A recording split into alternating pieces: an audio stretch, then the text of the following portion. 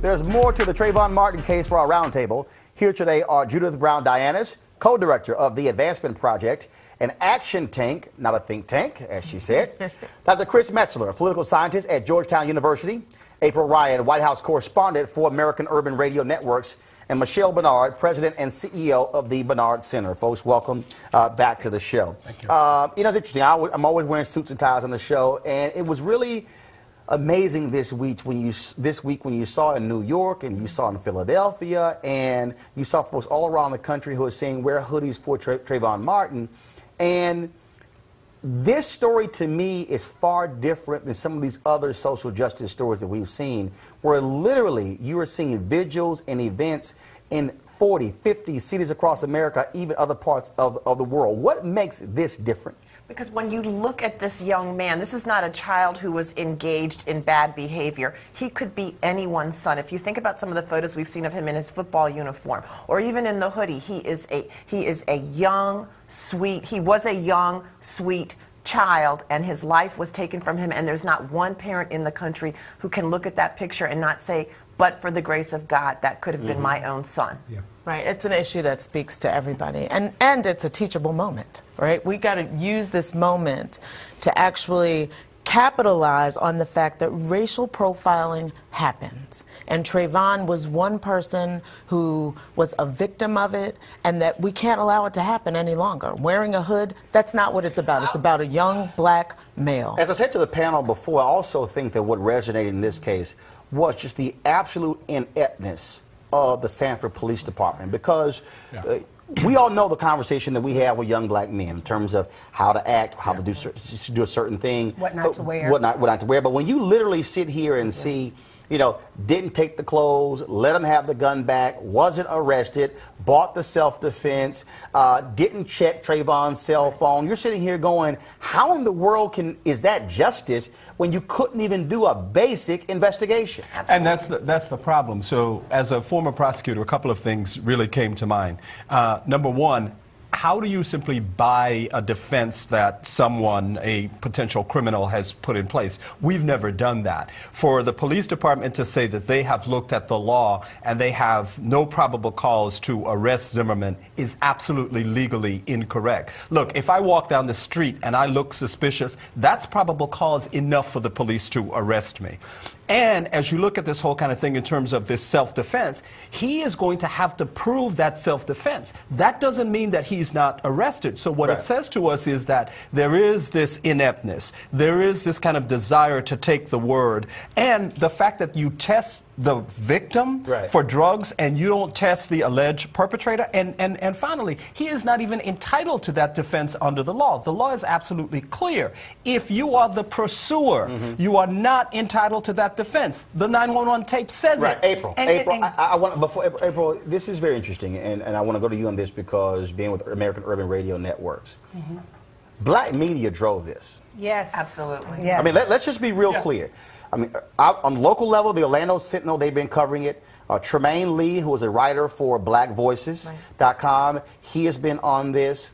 And when black media folks begin to drive this on social media, we forced mainstream media to wake up and do something, because otherwise they were ignoring it and they were being quiet about it. And it's not just the fact that black media drove it. We have all these stories that we get all the time, but it's the way the story happened. We know that this young man had Skittles. He was walking to his father's girlfriend's home.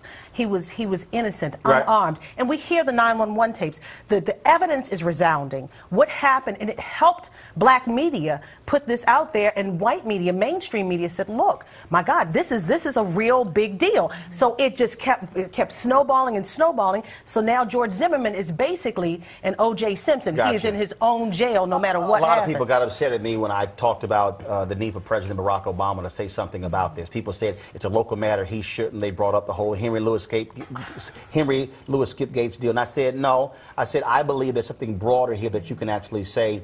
And again, it was a lot of pushback, and it's very interesting. African Americans were demanding so many other people stand up, but then got protective of the president. Friday, when he announced the appointment to the World Bank, the president did take a question and spoke to this, and this is what he said. I'm the head of the executive branch, and the Attorney General reports to me, so I've got to be careful about my statements to make sure that we're not impairing any investigation that's taking place right now. But obviously, this is a tragedy. I can only imagine what these parents are going through. And when I think about this boy, I think about my own kids. And you know, I think every parent in America should be able to understand why it is absolutely imperative that we investigate every aspect of this, and that everybody pulls together, federal, state, and local, to figure out exactly how this tragedy happened. So I'm glad that not only is the Justice Department looking into it, I understand now that the governor of the state of Florida has formed a task force to investigate what's taking place. I think all of us have to do some soul searching to figure out how does something like this happen. And that means that we examine the laws and the context for what happened, as well as the specifics of the incident. But my main message is to the parents of Trayvon Martin. You know, if I had a son, he'd look like Trayvon. And, you know, I think they are right to expect that all of us as Americans are going to take this with the seriousness it deserves, and that we're going to get to the bottom of exactly what happened. Do you think that now that the president has spoken, that this is now also going to force the Republican candidates to have to address this issue, because they've been very silent? As a matter of fact, I wrote a piece last week for the Hill that literally was called Trayvon Martin and the Republican Contenders. And one of the things that I said in the article was, in light of the fact that we had the Illinois primary, that Illinois was the spiritual home of both Barack Obama and Abraham Lincoln, how is it that not one of the Republican contenders for the presidency of the United States didn't see it fit to utter one word about what is the biggest international news story that has hit the area in a very, very long time? This child was murdered, and not one of them said a word about it. Michelle, first of all, you know just as well as I do, many of these candidates are not catering to the certain group that the Trayvon Martin story caters to. But they will. Go ahead and say it, black folks. Yeah. Okay, yeah, black. And we This is a black show. but we're also seeing it in the polls. All these primaries, the black numbers are so low that they can't be measured for those candidates. So they're not worrying about necessarily. But here's a greater point. I don't care if you want to be president of the United States and of the whole country. One second, April. And you want to represent the entire country. You should have the guts and the courage to stand there. I'm not justifying what they're doing. And if you stand there and call yourselves pro-life, you should care about this boy's life. The problem is, the problem is that the Republican Party has been behind backing the laws that are the stand your ground laws. But Alec, rights to carry a gun. the American Legislative Exchange Council was the architect of this. After it passed in Florida, they went and took it to other states and passed it. That's right. And so they're in a little bit of a bind to come out and say that this is a problem, because the NRA is not going to go for it.